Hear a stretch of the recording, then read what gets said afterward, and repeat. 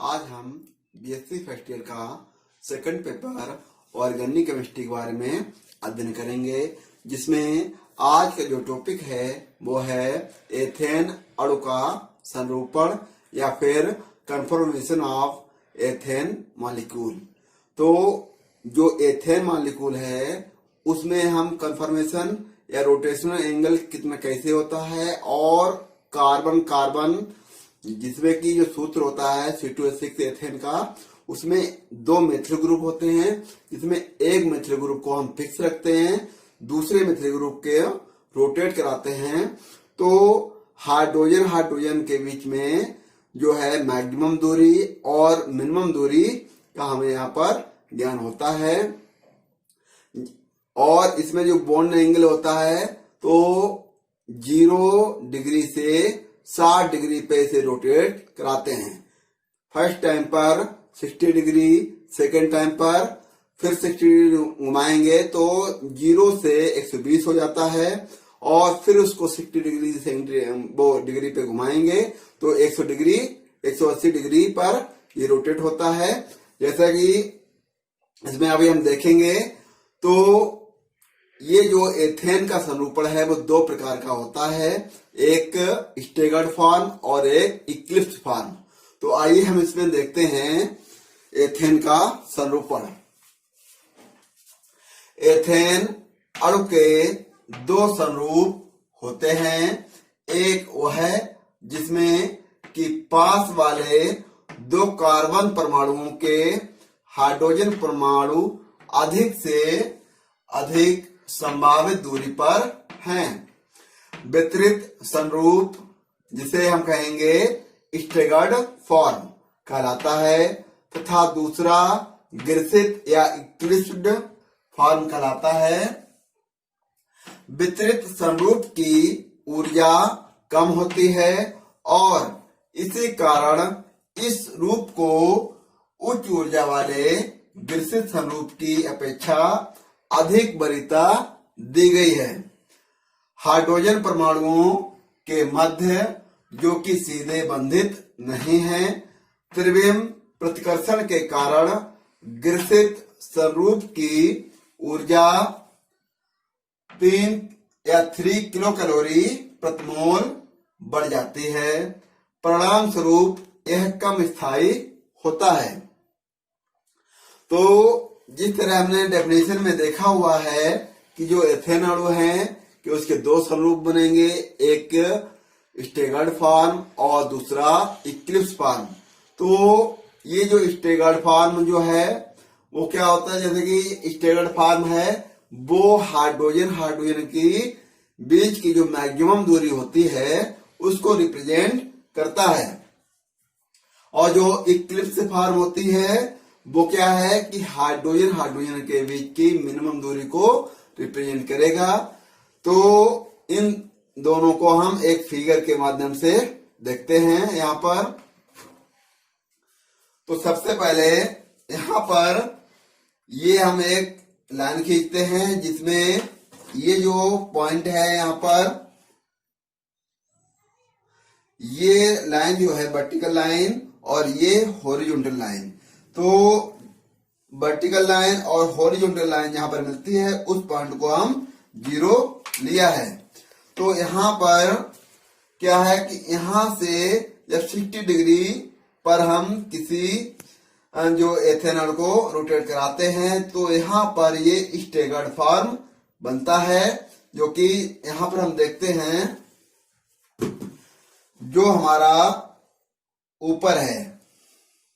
कहने का मतलब ये है कि ये यहाँ पर देखते हैं जो हमारा CH3 सिंगल बॉन्ड CH3, एक जो गोला ये है और एक राउंड ये है। तो इस कार्बन से 3 हाइड्रोजन जुड़े हैं और इस कार्बन से 3 हाइड्रोजन जुड़े हैं। तो एक जो मेथिल ग्रुप है उसको हम फिक्स रखेंगे और दूसरे जो मेथिल ग्रुप है जो कि उसके जस्ट पीछे है उसको हम रोटेट कराएंगे। तो हमें इस तरह इसकी संरचना प्राप्त होती है। तो हम देखते हैं इसको। यहाँ पर हम देखेंगे कि जो ऊपर वाला हमारा मेथिल ग्रुप है उसको हमने फिक्स रखा। जैसे कि इस हम मार्कर के माध्यम से इसको समझेंगे कि एक मेथिल ग्रुप ये है और इस पे 3 हाइड्रोजन अलग अलग पोजीशन पे जुड़े हुए हैं जिसको हम फिक्स लिया। और जो पीछे वाला हमारा मेथिल ग्रुप है उसको हमने क्या किया, रोटेट करा रहे हैं इसको इस तरह 60 डिग्री पर पहले रोटेट कराया तो हमें क्या प्राप्त हुआ, ग्रसित। सबसे पहले वितरित या स्टेगर्ड फॉर्म प्राप्त हुआ, फिर 60 डिग्री रोटेट कराया हमने तो ग्रसित रूप प्राप्त हुआ, फिर 60 डिग्री पर रोटेट कराया फिर वितरित रूप प्राप्त हुआ हमें। तो इस तरह इसकी जो संरचना है वो हमें प्राप्त होती है। और जो ग्रसित रूप है या इक्लिप्स फॉर्म है वो 3 किलो कैलोरी प्रति मोल इसकी जो ऊर्जा होती है।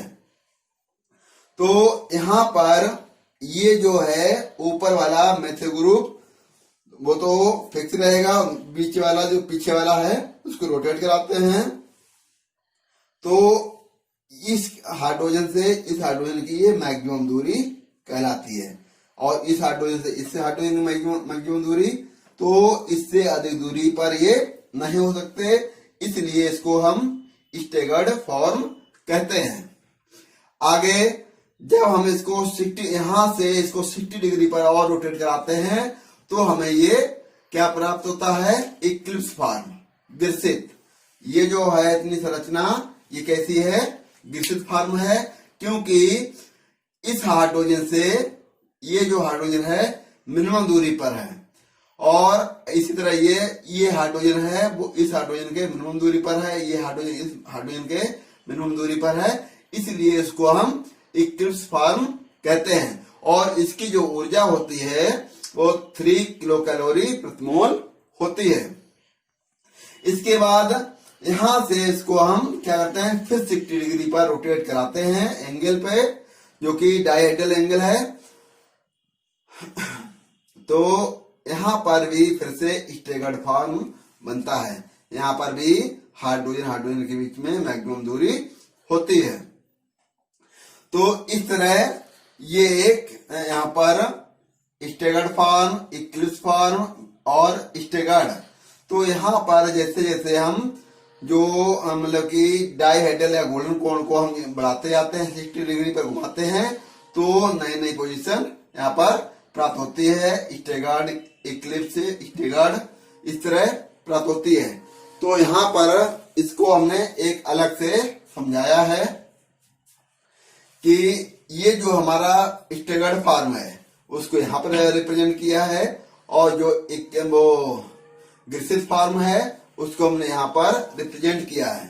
तो सबसे पहले ये देखेंगे हम यहाँ पर इसमें फिगर में कि जो वर्टिकल लाइन है उसको हम स्थितिज ऊर्जा या पोटेंशियल एनर्जी कहेंगे और जो हॉरिजॉन्टल लाइन है उस पर गोल्डन कोण बढ़ाएंगे। तो ये जो हमारा एथेन के 2 रूप हैं वो हमें प्राप्त होते हैं। तो अब देखते हैं कि जिस तरह अभी हमने बताया कि जो स्टेगर्ड फॉर्म है तो जो ऊपर वाला मेथिल ग्रुप है वो उसे हम फिक्स रखते हैं और जो पीछे वाला मेथिल ग्रुप है उसको रोटेट कराते हैं। तो इस हाइड्रोजन और इस हाइड्रोजन के बीच की जो मैक्सिमम दूरी होती है तो और इस हाइड्रोजन से इस हाइड्रोजन की इस हाइड्रोजन से इस हाइड्रोजन की मतलब कि इन दोनों मतलब कि मेथिल ग्रुप में हाइड्रोजन की मैक्सिमम दूरी को ये रिप्रेजेंट करता है जिसे हम स्टेगर्ड फॉर्म कहते हैं। और ये दोनों के बीच में मिनिमम दूरी होती है तो ये जो है इक्लिप्स फॉर्म होता है। इस तरह आज हमने एथेन अणु के स्वरूप के बारे में अध्ययन किया।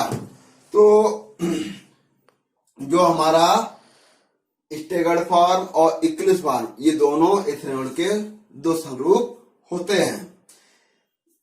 इन जो भी हमारे एथेन अणु के स्वरूप हैं इन्हें हम एग्जाम्पल के तौर पर देख सकते हैं जो कि हम अगले वीडियो में समझाएंगे इसके बारे में कि एथेन डाइक्लोराइड के मॉलिक्यूल में हम बनाएंगे जिसमें हम देखेंगे कि जो हमारा एथेन है, तो कोई एक हाइड्रोजन हम यहां से हटाकर वहां पर सीएल जोड़ेंगे। इसी तरह पीछे भी एक मतलब कि हाइड्रोजन हटाकर सीएल जोड़ेंगे, तो उसको जब रोटेट कराएंगे तो वहां पर और अच्छी तरीके से हमें पता चलेगा कि स्टेगर्ड फॉर्म और स्क्विज फॉर्म किस तरह यहाँ पर रोटेट हो रहे हैं और उनकी किस तरह संरचना हो रही है, और हाइड्रोजन और क्लोरीन के बीच में मैक्सिमम दूरी किस तरह होती है, मिनिमम दूरी किस तरह होगी। Thank you for watching.